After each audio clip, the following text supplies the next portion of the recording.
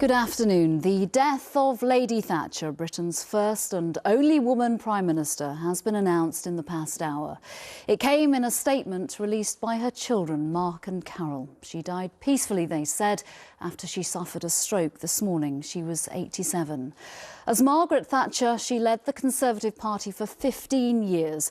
She was Prime Minister for 11 of those, longer than any other 20th century leader. Our political correspondent, Libby Wiener, is at Westminster. Libby.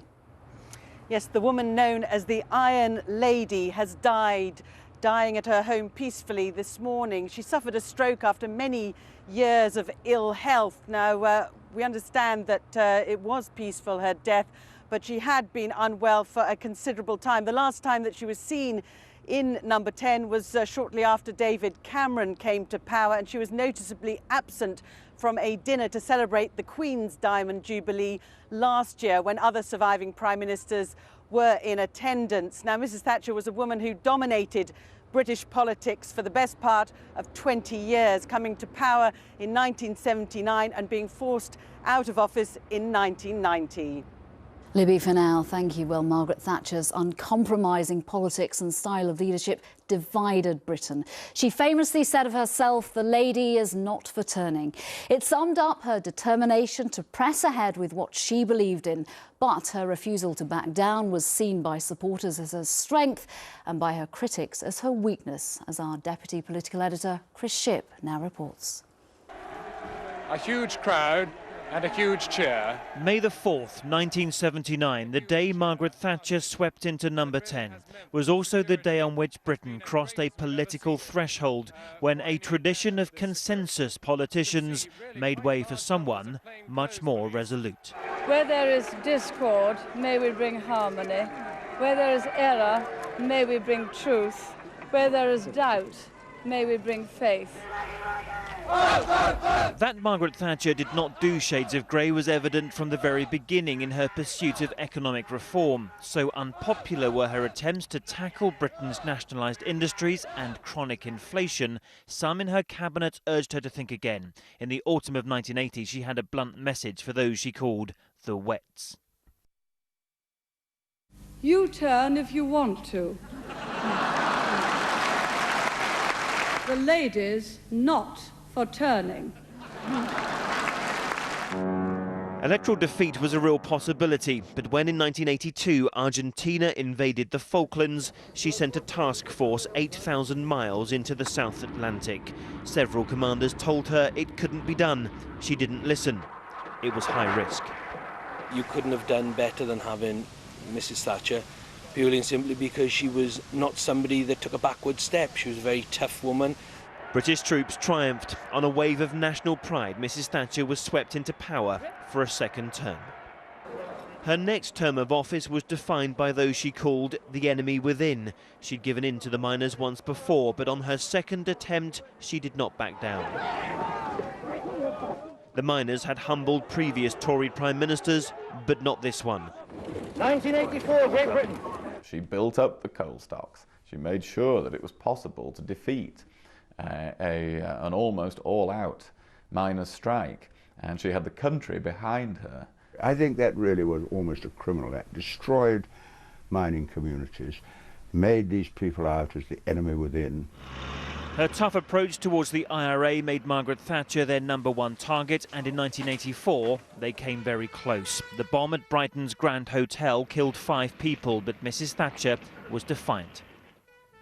The conference will go on as usual. Few question the role Margaret Thatcher played in ending the Cold War, inspired by her personal hostility to communism. But in Mikhail Gorbachev, she identified a Soviet with whom she could do business. Her part in recognising the importance of Mikhail Gorbachev, in really introducing Gorbachev to Reagan, doing more than any single person act to bring about the end of the Cold War, was remarkable. And through that very close working relationship with Ronald Reagan, she was instrumental in bringing the two superpowers together. Are you Sid? Yes. Oh boy, have I got a message for you. Back home, the stock market was booming, the state industries were being privatised, and millions took the opportunity to buy shares for the first time. And with the country riding on a wave of economic prosperity, voters returned Margaret Thatcher to power for a third time in 1987. Despite being warned it wouldn't work, Margaret Thatcher pushed ahead with plans to introduce the poll tax. The deeply unpopular local tax brought protesters onto the streets of the capital.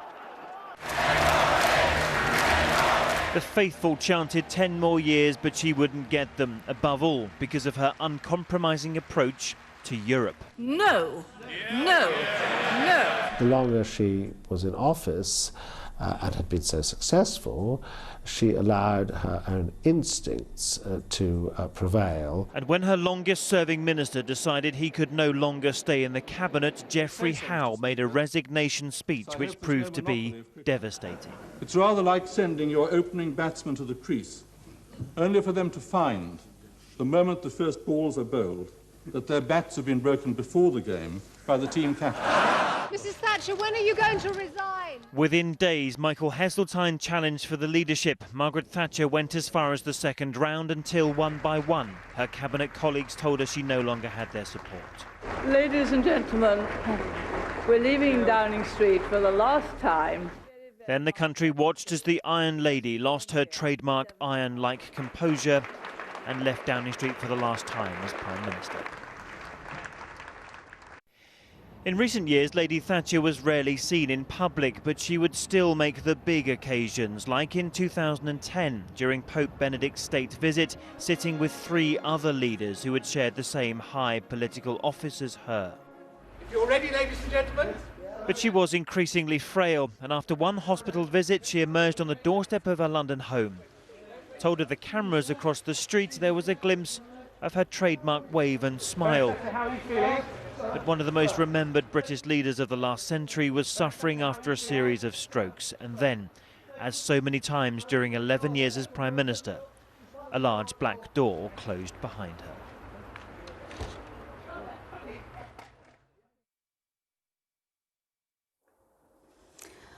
I'm joined now by our international editor, Bill Neely, and also we have Kelvin Mackenzie, who was editor of The Sun during the majority of Lady Thatcher's time in power, and Anne Widdecombe, the former MP, who was a member of her government. Thank you all for coming to talk to me. She was truly a global political figure. Her politics, her performance still being talked about and being analysed to this very day.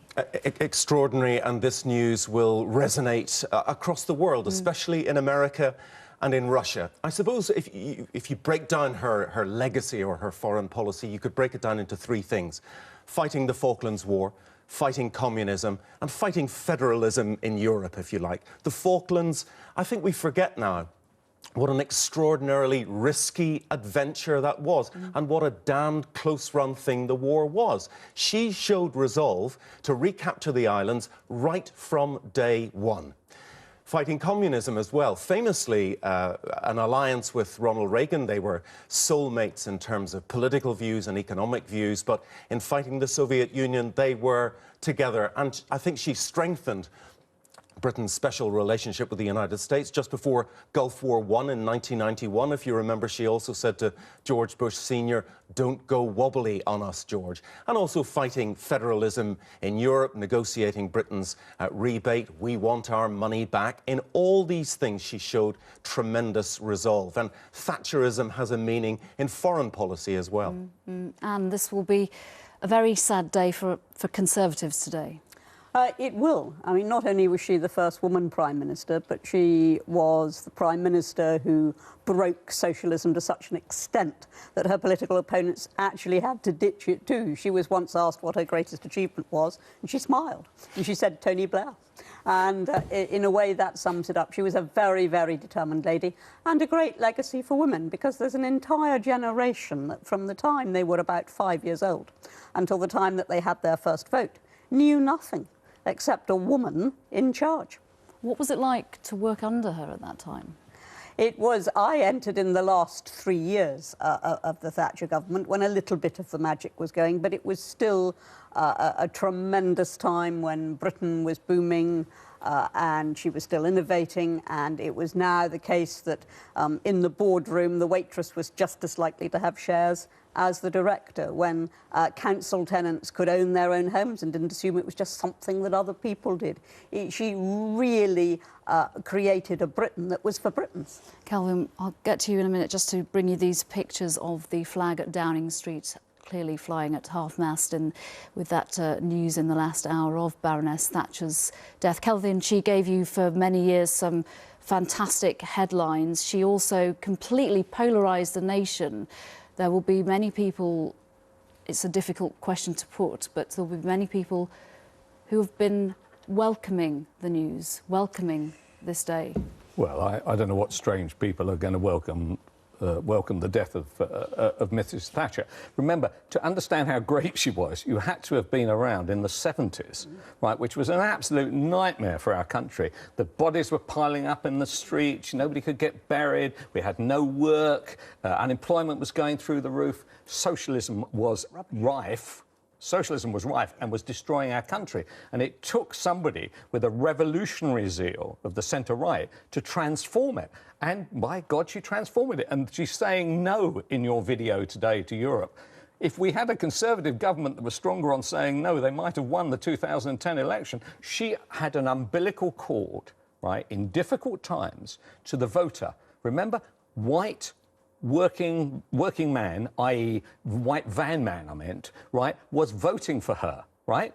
Because they understood that she had the way of opening up wealth and home ownership to them and not being shackled by trade unions. She did all that, right? And they voted for her. They voted for her in '87. You know, it's had the miners and you had Wapping and everything. They said, do you know what? We want that. We don't have leaders like that at the moment. It may be a different time. She was a sensation, and her Thatcherite legacy will be something which will haunt the Conservative Party for decades to come. And it's a significant issue for Cameron. In death, will she still presumably continue to divide a nation, though? Because there are plenty of people who think, like Kelvin, there are another swathe of people who don't. Well, you can say that about any politician. There is no politician who commands universal agreement with everything they do. But there are very few when Kelvin was painting his picture of Britain, I think the iconic image that we all remember, the one you didn't mention, was the rubbish piled in the streets, absolutely uncollected through militant unionism. And that was just, it may sound a very small thing, but it was something that for Britain said, this is enough, this has got to end now. She ended it, and there was a time when there were only three big players on the world stage. There was Reagan, Thatcher and Gorbachev, and they were the three big people in the world, and we're very privileged. She was our Prime Minister. Bill obviously highlighted some of her key achievements, especially on the global stage. What do you think she'll be remembered for? I think she'll be remembered for turning Britain round. Kelvin's quite right. You've got to remember the 70s to understand exactly what her achievement was. But I think she'll also be remembered as being very, very instrumental. Certainly she'll be remembered in history this way, in the fall of communism. And, of course, once again, you've got to have been around before the fall of the Berlin Wall to understand what that means as well. And for now, thank you. Well, we can now join our UK editor, Lucy Manning, at Downing Street. I believe you have some details about the plans for Baroness Thatcher's funeral for us. Well, that's right. You join us in Downing Street just minutes, as I think you saw those pictures as they lowered the flag at the top of Downing Street. This, of course, where Mrs. Thatcher, then now Lady Thatcher, spent many years. The details of the funeral are emerging. It will be a ceremonial funeral with full military honours. That isn't a state funeral, but it is a funeral similar to the one that the Queen Mother had. The difference being that she won't lie in state. We're told that that was at the request of Lady Thatcher herself. So it will be a ceremonial funeral with full military honours. We don't yet have a date when that will happen. But of course, here at Downing Street, where they have just lowered the flag, this was the scene of Mrs. Thatcher's, some of her greatest triumphs and some of her greatest sadness, where she stood on those steps when she was elected to quote Francis of Assisi, that where there is discord, may we bring harmony. There has obviously over the years been much discussion about whether she did bring discord or harmony, but certainly political figures across the spectrum today are united in paying tribute to her and what she did as the first female Prime Minister in the UK. The Prime Minister, he is on his way back from a trip abroad, and the Prime Minister paid this tribute. He said, "We have lost a great leader, a great Prime Minister and a great Britain." Lucy Manning at Downing Street, thank you. Well, let's get reaction to that then. I'll start with you, Kelvin. A confirmation it won't be a state funeral, but it will be a big funeral by the sounds of it. Yes, well, I think it should be. She is a great leader in the same way as Churchill was.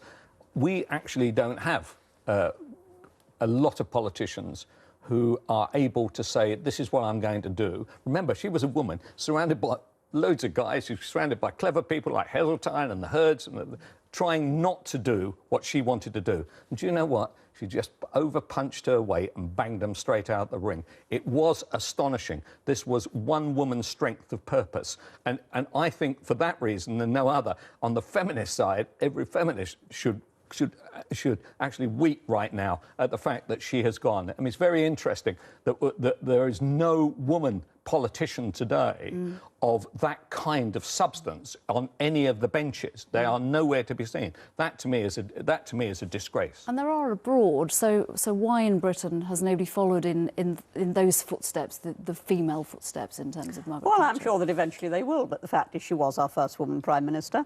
She was well ahead of everybody else. Yes, Angela Merkel's come afterwards, but so what? And I think the arrangement for the ceremonial funeral is absolutely right. If it had been a state funeral, there might have been a few arguments. I don't think anybody, unless they're very ungenerous and very pygmy-minded, can actually deny her the right to a big funeral. It's very difficult to work out what her finest moment was, isn't it? I mean, that's a mark of a truly great Prime Minister. And actually one that comes to my mind is after the Brighton bombing. At exactly 9:30 at the Conservative Party conference, she walked on stage. I remember. And gave that magnificent speech, "We will not be defeated by terrorism," which was applauded across the country. And of course, that was during a moment when we didn't know who was alive, who was dead, who was still under the rubble. She didn't know what had happened to some of her friends, and she could do that. But that's just one of many. I mean, any thoughts of her finest moment? Well, actually, it's not so much her finest hour, but remember, John Farrell at Easterley, what he said was, the Labour candidate, right, he said he wished that at the time that Thatcher had died in that explosion. He finished fourth. He finished completely crushed fourth in that by-election. So it just goes to show how on the Labour side, there is still a tremendous burning dislike for this woman, but actually, they never get it right. The voters, they liked her. They may not have enjoyed her, they may not have wanted to go to dinner with her or had a beer with her down the pub, but her job was to lead the country when it was on the flat of its back, and by God, she gave us leadership. The funny thing is, if you went and saw her, I didn't see her regularly, I saw her like once a year, you come in there, and she'd say to you immediately, "How are you?" Right, and you sort of say, well, I've lost both legs to gangrene, I've got a neurological issue, and I've gone bankrupt. She'd say, yes, that's as maybe. Could I address our latest Treasury document with you? Right, she was totally focused all day and all night. This was not a personality thing with her. This was something that was deep inside the brain and the heart, right? She was going to lead us out, and by God, she led us out. And very briefly, of course, she's been out of public view for so many years now. Last public appearance in 2010, I remember seeing her on the election day, 2005. She was absolutely swamped by people because her public appearances were so rare. Indeed. I saw her at a fundraising event. She was very, very frail by then, but as she left, everybody stood up clapping, and she gave that iconic wave. It is a very, very sad day. Anne Widdecombe, Kelvin McKenzie, and of course, Bill Neely. Thank you. Some other news now, and the UN Secretary-General Ban Ki-moon has urged North Korea not to carry out a new nuclear test, saying it would be a provocative act. It comes as South Korea backtracks over claims that the North was preparing to carry out a fourth test. Juliet Bremner reports. The latest ratcheting up of North Korean rhetoric. The announcement on the state news that all workers will be pulled out of the industrial zone jointly run with the South. The complex is just about the only place where the fractious neighbours continue to cooperate. As workers were pulled out, it was seen as self-defeating for the North, who rely on the revenue. But it is another sign of their defiance. At this time of heightened tension, every action, every word has potentially devastating consequences.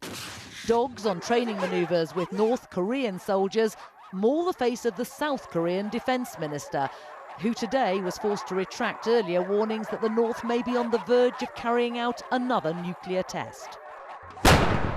The South, who've moved their military hardware up to the border, rapidly modified their statement, saying that activity around the underground test site didn't amount to evidence that a fourth test was imminent. But it is causing increased anxiety amongst the international community. The UN Secretary-General calling the latest North Korean moves provocative. I sincerely hope that they will fully comply with the relevant Security Council resolutions. This is an urgent and earnest appeal from the international community, including myself. But no one can be certain just how far the new young leader will push his demands for international sanctions to be relaxed. Juliet Bremner, ITV News. A British grandmother has lost an appeal against her death sentence in Bali for drug trafficking. 56-year-old Lindsay Sandiford from Gloucestershire was sentenced to death in January after being arrested following a flight from Thailand. The authorities say she is at the centre of a drugs ring. The government here says the development is disappointing.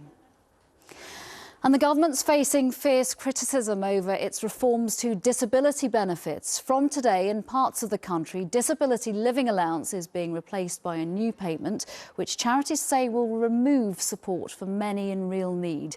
But the Work and Pensions Secretary Ian Duncan-Smith described the old system, where people are awarded benefits for life with no further checks, as ridiculous. Let's return now to our political correspondent Libby Vina, who is at Westminster. Libby, more reaction to Baroness Thatcher's death, and the tributes have started.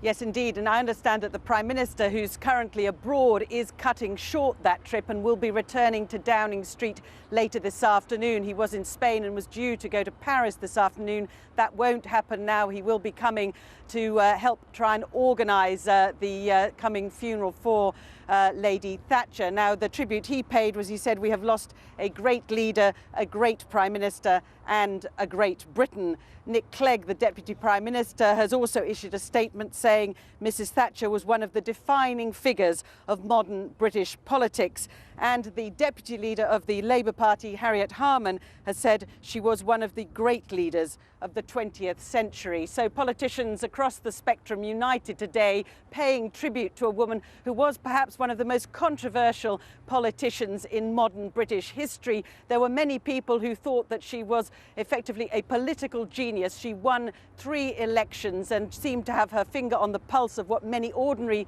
British people were thinking, but equally there were others who felt that she was entirely divisive, that she split the country, and there are wounds from which parts of the country have never healed. You may remember this was an era of high unemployment, industrial conflict with the miners' strike. There are many communities around Britain where she is still loathed rather than loved. But I think those differences will be forgotten today as people mourn the passing of Mrs Thatcher. Libby Vina, thank you. Our top story this lunchtime is the death of the former Prime Minister Baroness Thatcher. A spokesman made the announcement shortly after 12:30 today. He said Baroness Thatcher died peacefully this morning after suffering a stroke. She was 87. And that is the news on the day that Margaret Thatcher has died. She revelled in her label as the Iron Lady. She was admired and reviled for her attempts to change the way Britain worked. Join Mary Nightingale and Mark Austin for more reaction to Lady Thatcher's death at 6:30. But from everyone here for now, good afternoon.